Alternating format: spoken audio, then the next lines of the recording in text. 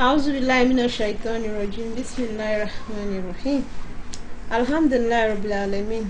In our last class, we discussed about behavioral adaptation, and we said that it is all behavioral adaptation is everything an organism does in response to changes in its environment. We discussed that, and we give examples of some forms of behavioral adaptation in animals.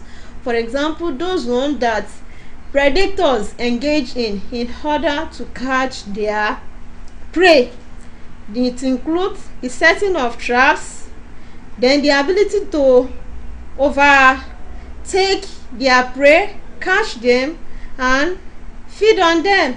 And also some animals, they lay ambush, they hide. A very good example are the snakes.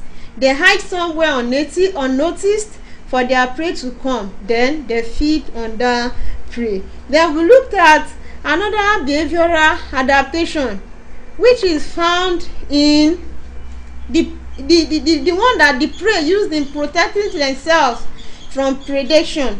For example, we see in snail that when it is attacked, it remains motionless. For example, in toad, that secrete a slimy liquid on its skin, such that when a prey like dog wants to eat it, it becomes very poisonous to them. Some birds also, they simply fly or run away from their predators. Another example is swelling or puffing up, which is found in toad.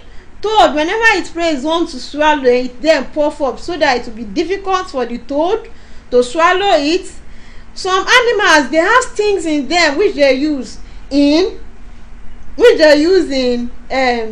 protecting themselves from their predation. And some animals, they have a cryptic coloration, concealing coloration. This concealing coloration is also an adaptive behavior that protects the prey from the predator or from predation. Now, example of this is seen in chameleon. Chameleon has the ability to change colors to the one that will blend with the environment it found itself. Also, another example is found in praying mantis. Praying mantis, during the rainy season, when the vegetation is uniformly green, it processes green coloration so as to blend with its environment. But when it is dry season, when the vegetation is no more green, then it tends to change its color to the one that will blend with the environment. We also looked at adaptive coloration. Is the possession of color by organism such that this color will assist them in securing mates, in defending them from predation, as well as living successfully in their environment. We looked at forms of adaptive coloration in organisms. We have warning coloration, which is possession of colors by animals which signify or which connote that these animals are not palatable. Now, it is known that most insects or most animals that have shouting colors, such as the lady beetle that has red and black patches on it, now these animals are usually unpalatable to their predators. So these predators have registered in them that any animal with such shouting colors are unpalatable. This is a warning coloration for their predator. Another form of adaptive coloration is camouflage. Camouflage is the ability of an organism to possess colors that will blend with that of its environment. A very good example is found in this praying mantis. We have example there. We also looked at counter shading, which is also an example of adaptive coloration. Is a situation whereby an organism possesses two colors at either side of the body, say the dorsal side and the ventral side, such that each of the side will blend with the environment. A very good example is seen in fishes like tilapia fish. Tilapia fish, on most fishes, on their ventral side, they are usually lightly colored, and that is the side that face where the sun, that face the upper surface where the sunlight is more, and the darker side, the dorsal side, that is dark in coloration. That place is dark because as you go inward inside the water, it remains darker. So by so doing it, when you view this animal from above, they will not easily be noticed, and when you view them from below, they will not also easily be noticed. Then another form of adaptive coloration which is found in animal is called mimicry. Mimicry is the situation in which an animal which is harmless mimic or deliberately resembles another animal that is very very harmful. Now this is noticed in many animals. For example, some insect like the stick insect, when you see this stick insect, you will see it will look like ordinary stick inside the vegetation, but it is an insect. And a very good example is also exhibited by some species of moths and butterflies. When you see them among dead leaves, you will not know that it is a butterfly. You convince them to a dead leaf, but when you move or vibration are done, when you see them shake, that is when you now say this is not a dead leaf, it is a living organism. All these, they are those things that we did in our last class. We also looked at adaptive coloration in plants.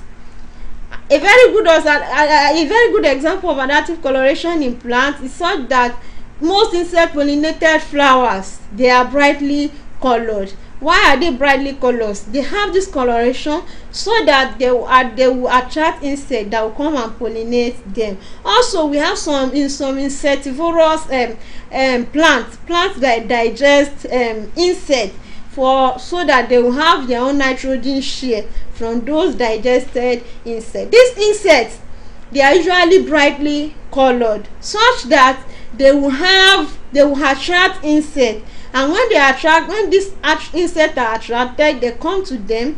When they land on them, they will be entrapped. As soon as they are entrapped, they will be digested, and they will be digested, and they will be used for their nutritional requirement. All these are things that we have done in our last class. We also looked at other behavioral adaptation in plants. For example, shedding of leaves during dry season in order to reduce water loss. Also, in some plants, their vegetative parts, you will not see it to disappear, to die during the dry season, and after the dry season has ceased, it will re-emerge again during the rainy season. This is a behavioral adaptation. We also see some coiling responses of leaf tendrils of some plants. When they touch a support, they will then coil. They will coil up towards this support. It is an adaptive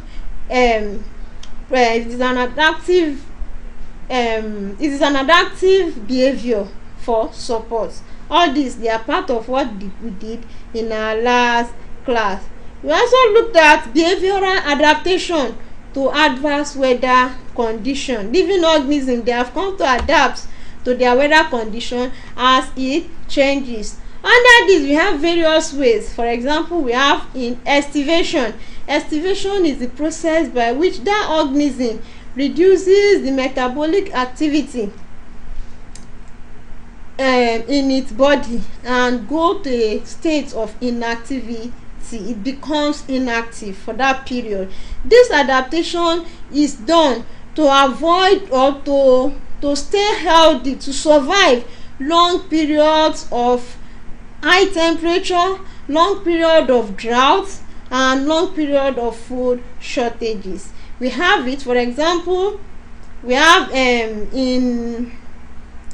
for example in some crocodiles, when the dry season starts, they will reduce their body metabolic rate and they will bury themselves inside the mud, and they will re-emerge again when rain starts. All these, they are behavioral adaptation. Then we have also hibernation. It's like the opposite of estivation. In this one, usually occur in animals that survive in climates that are very cold. During this long period of winter period or low temperature, what this animal does is that they undergo long period of sleep in which their body metabolic rate is reduced to the minimal level, and they undergo long period of sleep so as to survive the long period of low temperature or the long period of winter. Also, we have nocturnal habits, whereby these animals dey hide during the day and dey come outside during the night period. Then we have migration, which is the process by which this animal leave the places where there is unfavourable condition and migrate totally to areas where you have favourable condition. Then we also have some adaptive behaviour for reproduction. This is time courtship behaviour. Courtship behaviour include all activities that is done before mating, and the importance of this courtship behaviour in living organism. There are two major importance of this courtship behaviour.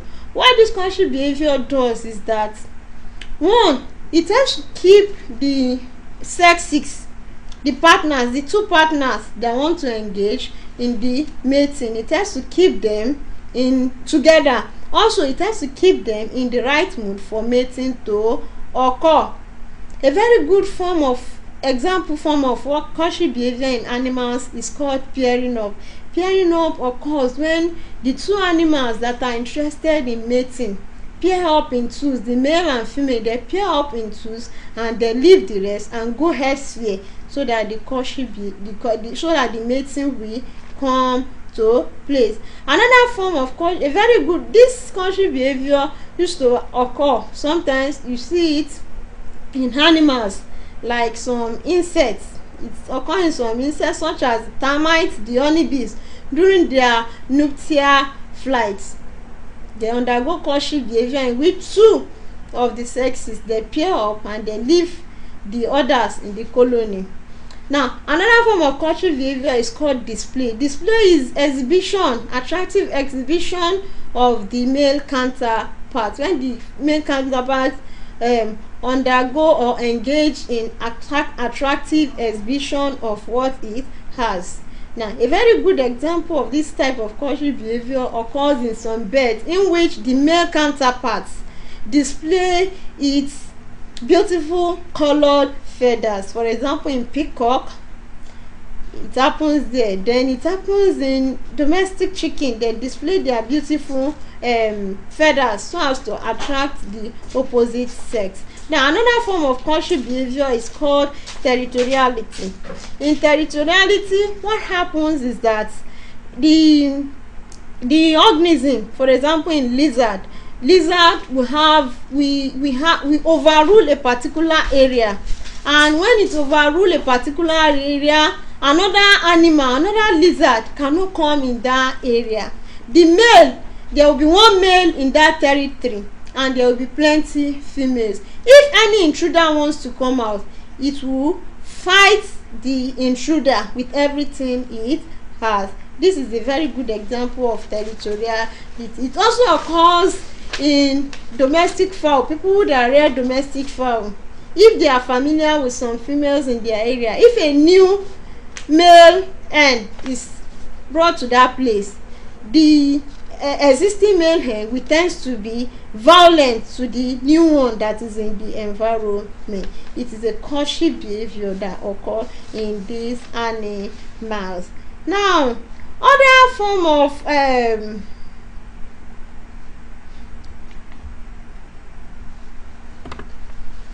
behavioral adaptation, they also include, we have a behavioral adaptation called gregarious behaviour. Gregarious behaviour is a situation in which we have some animals of the same kind. They live together in groups. They live together and move together in groups. It is an adaptive behaviour.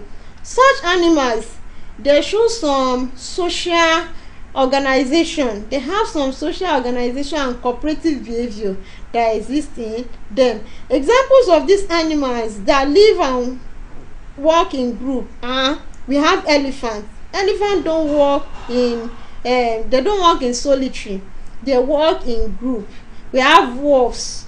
We have foxes. We have some flocks of birds, some shoal of fishes, termites, and bees. Wasps also is an example of animals that doesn't that is not a solitary animal. It doesn't live in solitary.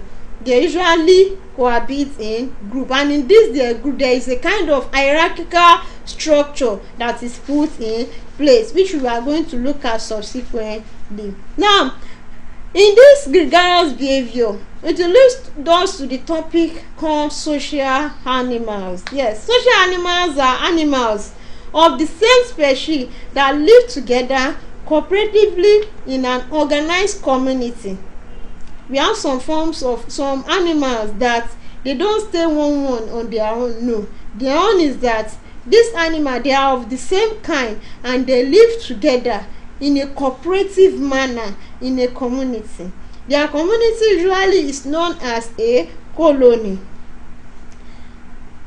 I said social animals, gregarious behavior leads to formation of aggregation, and this their aggregation, because of this their behavior, we term these animals that has this behavior, we term them social animals. And I told you that social animals are animals of the same kind. They usually live together cooperatively in an organized community. This their community is known as a colony. Now, when we say what is a colony just consists of group of animals of the same kind that live together in an organized manner. A very good example is the fox. Usually these social animals, they have a social organization in which they live. This social organization is hierarchical in manner. This their organization will study it as we move forward in our explanation. And I gave you various examples. We have the wolves, the fox, baboons, and we have insects like the termites, the bees, the wasps, etc. All these are examples of social animals. That one will lead us to studying their characteristics. What are the characteristics of this social animal? Now, one of the characteristics of this social animal, or let's say insect, is that the first thing that will come to our mind, that we see in their definition, is that they usually live together in colonies in their various nests. Yes, that one is very very common with this social animal. Like the bee, they live in their hive. The termite, they live in their termitaria. Like the elephants, they also live together in their habitats. Now, another very good characteristics of this animal is that they show a distinct caste system. You know, I told you that they have a social organization that is distinct, and this organization is stepwise hierarchical in nature, such that we have the queen, we may have the queen, we have the worker, and so on and so forth. This is some of their caste system that exists in them. Also, this animal, they have division of labor do exist within them, such that a particular member, some particular members are known to do a particular specific work. Some members also are carved to do some specific work, so that the social organization will work for them. Now, lastly, among their characteristics is that most of them, they have certain communication pattern within them, such that anybody outside that group does not understand. Now, these social animals, why are they living socially? What do they derive from living together? Now, one of the advantages of this social group is that when they live together, it grants them protection. You know, when they live in group, it will be very difficult for predators to overcome them. That's one of the advantage. Another advantage is that most members, they will secure their mate easily, and food, it will be easy for them to secure mates and their food, because there will be division of labor. A particular group in the colony is saddled with the responsibility of providing food for the whole members. Also, in this group, some of the members are also carved out to protect the members. Some are carved out for reproductive activity. So you will see that it will be easy for them to get food, to get security. thing. And one thing this form of lifestyle by this animal dey derive is that the young ones easily learn. Since they are in social group, they learn easily, and learning is an important factor in survival and continuity. And lastly, another advantage they derive from living together is that it will reduce the aggression and competition among them. It is from competition we started this discussion. It started from succession. Succession brings about competition when the animals start colonizing a new environment. As they increase in number, competition begins. As competition begins, the more adapted in the environment outgrow others, then which leads to adaptation. We look at types of adaptation: structural adaptation and behavioral adaptation. As organisms adapted structurally by modifying their structure so as to live successfully in the environment they find themselves, they also exhibit this modification in behavior so as they will be best suited in the environment they find themselves. We looked at various examples, and we also looked at an example of behavioral adaptation, such that this animal decided that let us live in group. That is gregarious behavior, and this gregarious behavior lead us to studying social animals. And we are now looking at the characteristics of social animals, and we define social animals as animals that live in group cooperatively in a particular society. Now we are looking at their characteristics. One of their major characteristics is that they usually live together in group in their nest, and they show a distinct case system. There is a division of labor among them, and they have a certain communication pattern. Now we are moving forward. We are going to study a particular one among these animals. Now we are studying the termite. The termite is also known as the white ant.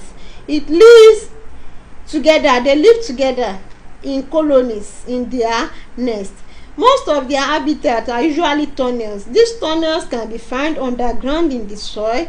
They can create tunnels within wood, log of wood. They can create tunnels there and live there. They can also create ant hills on the soil. They can build an ant hill and create tunnels there. All these their tunnels either underground or in the soil, or they create an ant hill, is referred to as termitaria. Do you understand? Yes. Now I said that their habitat, they are usually found inside tunnels. These tunnels are created within the soil. It may be underground, it may be within dead wood, it may be an ant hill that is built, and there will be tunnels within it. Now these are their habitat, and their habitats are referred to as a termitaria. Now how do they feed? Termites feed mainly on cellulose, and these cellulose are obtained in wooden materials or crops or in young trees. That's why most wood they are usually polished against termites and other insect attack. Now how is their caste? How is it organized? Now the members in a termite colony are grouped into three. Now we have the reproductive. This reproductive, they consist of the king, the queen, and the winged reproductive. The second caste among them, they are the workers, while the third one are known as the soldiers. Now we look at the description of each of these castes, their peculiar description and their major function. Now the castes. Now let's look at the reproductive. Initially I told you that the reproductive are made up of three sub members. The king is only one. Is a fertile male. It is winged. Generally the termites are wingless except the young winged reproductive. This young winged reproductive usually have a transparent and very labile wing. It has a very transparent labile wing. This wing will soon will pull off at its mature.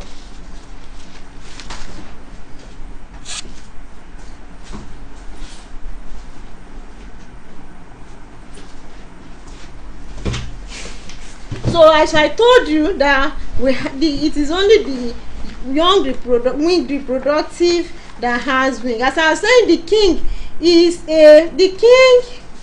among them is a fertile male, and it is wingless. As I said, it has no wing, and it is usually smaller than the queen, though the queen is the largest among them.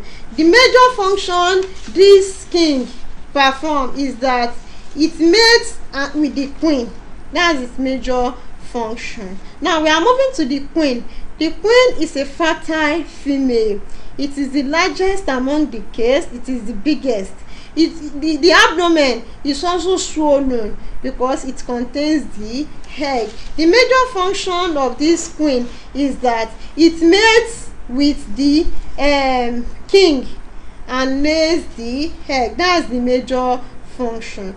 Then the winged reproductive, they are potential king and queen. Now what is their distinctive feature? Now, one of what I told you earlier on is that it is only the winged reproductive that possesses a temporary transparent wing. It possesses a temporary transparent wing, and also is that it is fertile. It is not sterile as you have in others.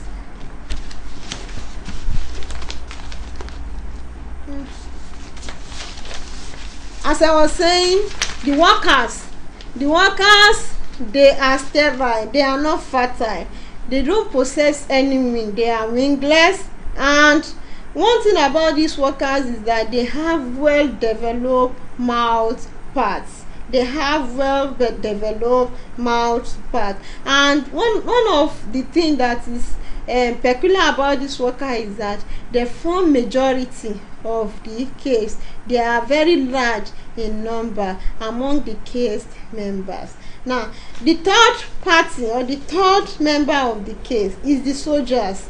The soldiers are also sterile. They don't have wing, but one distinctive feature of them is that they have large heads and their mouth parts are highly developed, in that they have mandibles and maxillae for the activity which they will be engaged in. Now one of their major function is that they defend the caste. I said what? They defend the caste. They are involved in defending the caste. Okay, about the workers, I told you earlier on, the workers, they are sterile, they are wingless, and they have well developed mouth parts. Now their function is enormous, but the major function is that they build and repair the termite nest. The termitaria, they are the one that build and repair it. They are also involved. They are the ones saddled with the responsibility of providing food for other members of the caste. Also, they also care for the fungal garden. In the termite colony, they used to create a fungal garden.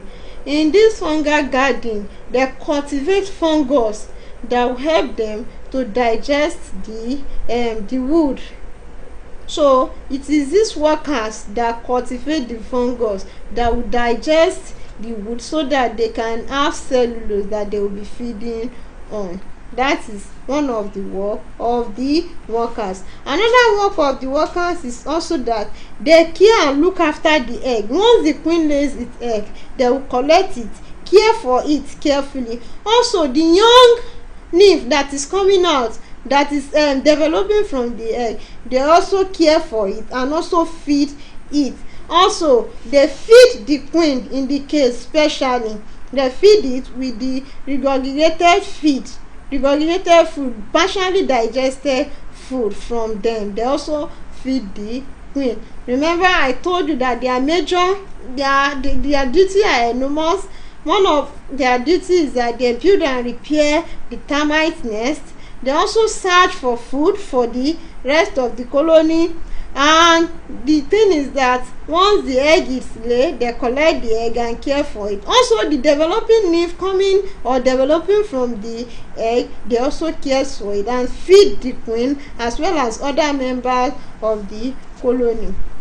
And I told you that these workers, they are wingless and usually sterile. However, they have well developed mouth parts. And I told you about the soldiers, that the soldiers are also sterile. They are also sterile, they are winged, but their major function is to defend the colony against external attack or predation. Are we following? Yes. Now we are moving forward to their life history. Life history of the termites.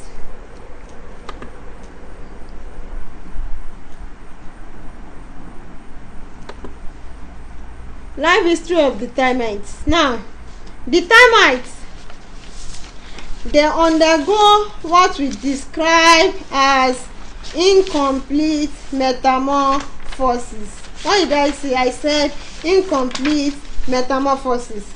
The termites undergo incomplete metamorphosis in that their head develop right from the nymph to the adult. They don't go through maybe the nymph, they don't go through either the pupa stage before they don't go through the larvae or the pupa stage. Once the egg is produced, it acts straight to the nymph. A nymph is a very young adult. It goes straight to the nymph stage and from there towards the adult stage. Now, once the egg has hatched into nymph, what happens is that now some of the nymph, they develop into soldiers. Some of the nymph, or they will develop into wing reproductive, and while some will fail to develop into any of these. Now, those group that fail to develop into maybe a wing reproductive or a soldier, they eventually becomes the worker of the group. Remember I told you that once the queen lays the egg develops straight into the nymph, from the nymph to the adult stage. Now, during this development, during the nymph stage, some of the nymph will become a part of the workers. Some of the nymph will become the wing reproductive, while some will fail to develop into any of these groups. Now, those groups that fail to develop into any of these groups, they eventually become the worker. Now, what usually happens is that this wing reproductive, when they are matured, they will swarm out, they will fly out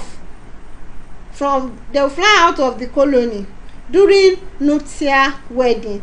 Nuptial wedding is a kind of flight that used to occur whereby the wing reproductive, both the male and female, they will fly out from the colony, and when they fly out from the colony, they will meet, and once they successfully meet, they will build another colony from there.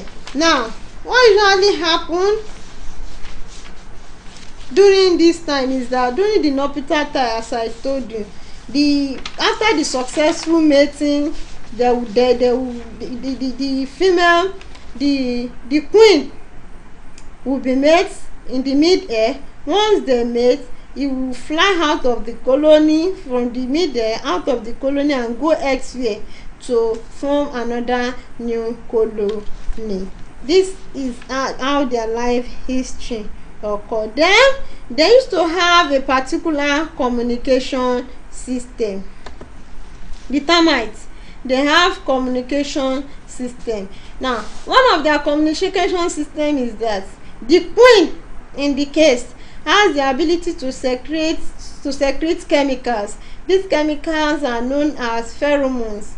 Now, these pheromones send a particular signal to others. They thereby lick and groom one another. Once this pheromones is sent from the queen, they will lick one another and groom one another. And also, members, they also stroke one another when they meet. They stroke one another with their antenna. This is a form of communication among them. And they also share food from mouth to mouth or from anus to their mouth. This All these communication system helps to increase the bond among the caste in the colony of the termite. Now, how is the termite important economically? Now, economically, some people in some part of the world, even in this our Nigeria, they do eat this termite. So this termite serve as source of protein and fat to them.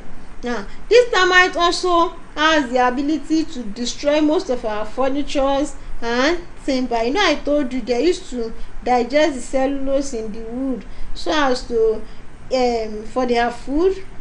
So by so doing, they destroy our furniture. They also help to improve soil drainage and aeration through creating of their channels within this soil. By creating these channels, they improve the aeration and the drainage system in the soil.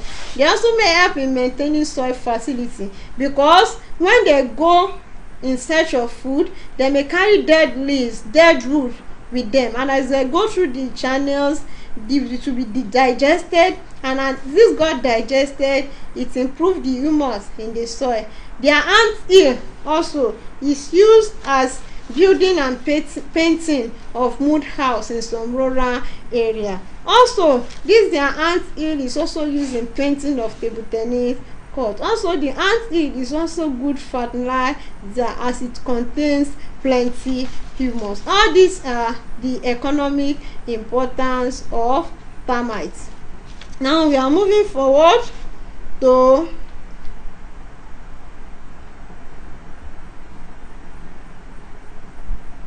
honeybee.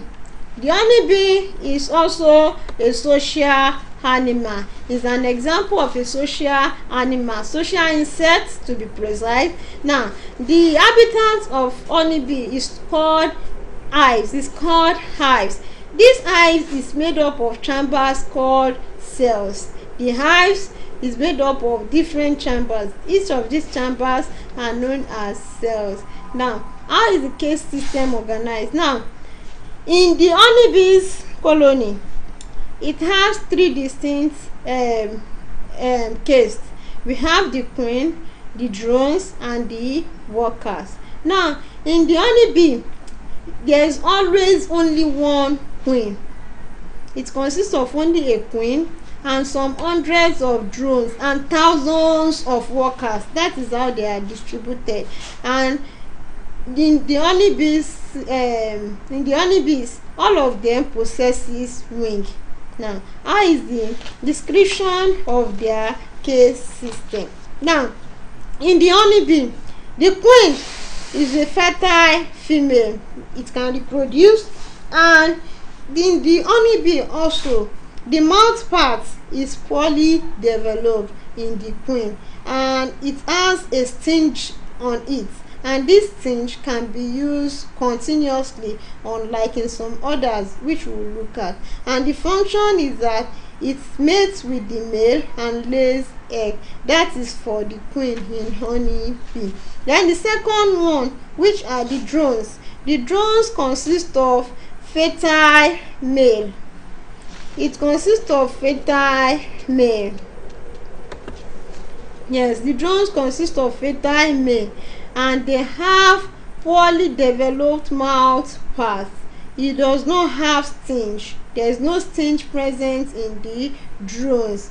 And one of the function of the drone is that it mates with the queen and dies immediately. It mates with the queen and dies immediately. Now, what causes the death of the male is because of the fact that once it mates with the queen, its copulatory organs is damaged, and from there it die. Now, the workers are usually thousands. They outnumbered the drones and the queen. The queen is just one. Now, however, in this case system, the workers are the smallest in size. They are sterile, and their mouth parts are highly developed, and it is modified for sucking of nectars. You know, bees are good agents for pollination of insects because of the fact that they want to suck nectars. They want to suck the juicy part in the flower So their mouth parts has this needle-like proboscis that are used in the sucking of nectars. They also have mouth parts such as the labial and mandible for collecting pollen grains, which they usually feed on. Also, their legs are modified with something like brushes and hair, which they use in collecting the pollen grains from the flowers. Then what is their major function? The major function of the workers is that they help to clean the nest and the cell, as well as they help to feed the larvae and other members of the caste. Another thing is that they help to ventilate the hive. The hive needs ventilation, so it's the work of the workers to ventilate it. One other thing about these workers is that they secrete the beeswax, which they use in building the hive. They also guard the hive. They are the one that guard the hive. They also process honey, and they help in processing honey, and they also help in feeding the young larvae with the royal gel. All these they are the function of the workers in the honeybee colony. Now, what is the life history of the honeybee? It's quite different from that of the termite, in that the honeybee has a form of metamorphosis which is complete. It undergoes complete metamorphosis, in that it passes through the egg, the larva, and the adults. Now, what happens is that one major thing is that the drones usually hatches out from unfertilized egg, while the other group, which are the queen and the workers, they hatch from fertilized egg. Now, once the adult is produced, once the beehive is too large, and one thing about this colony is that the queen has the ability to secrete substances such that other workers, they will not be able to produce ovary, so that there won't be production of any queen. So as the colony becomes large, the ability to secrete this substance decreases. So once the colony is very very large, the existing queen flies out of the colony, and when this existing queen flies out, it flies out with some parts of members of the workers in the colony, and when it flies out to establish another new colony. This process is called swarming out. Now, when this happens, new potential queens are developed, and as they begin their development, as time goes on, the first one to emerge among them ultimately becomes the queen, and consequently it will kill other ones that are emerging. No other one will emerge, and it will kill them by pecking on them.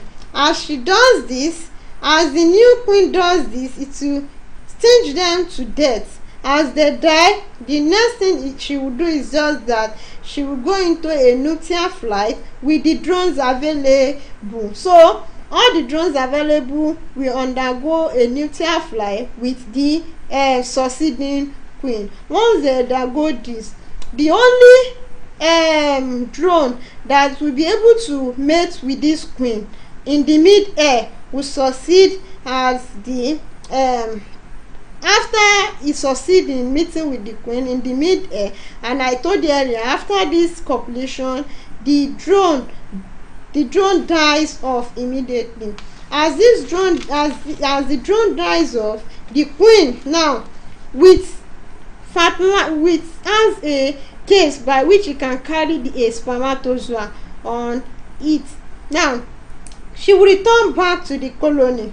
When she returns to the colony, it will, with a stored spermatozoa, this spermatozoa will be enough for her to help her fertilize her egg for the rest of her life. So she can live for about 3 to 5 years, while the workers can only live for few weeks without they will die. So she will return back to the colony after the successful nuptial flight and the death of the drone. She will return back to the colony and continue the life. Now, what are the economic importance of the bees? The bees are very important in nature. One thing is that they are good agents of pollination. They aid pollination of plants, as some plants solely depends on them for them to pollinate and carry out their reproductive activity. Also, these bees also, they produce important thing which human being use, which is the honey, which serve as food, that contain sugar. It serve as food, and many of us feed on them. All these, they are economic importance of the bees. Now, the bees also, I told you all these social animals, they have a particular communication system. As soon as an honeybee locates a food source, what it does is that it will dance to the hive. Now, once it dances to the hive, then others, they will join him and exchange the food it brings. By that, they would have detected the smell and the taste of the food, which will help them leading to the source of the food. Another communication system is such that now, if the food is about 100 meters around the hive, the bees will engage in a round or circular dance. And if the food is further than 100 meters from the food source, the bee is going to engage in a waggle like dance, which is known as a waggle dance. Other thing about their communication system is that these their dances, the faster the worker can dance, then the nearer the food. The faster it dance, the speed or the rate at which it dance signifies how the food is, it signifies or as is related to the distance of the food. The faster the dance, the nearer the food source. All these are communication system within the case in the honey bees. With this, we have looked at the social system. Inshallah, in our next class, before we proceed, we are going to look at some past questions on some of the things that we are done. But with this, I will hang it on for now. On this, I'm going to say Subhanaka Allahumma wa bihamdik, Ashhadu an la ilaha illa anta, astaghfiruka wa atubu ilayk.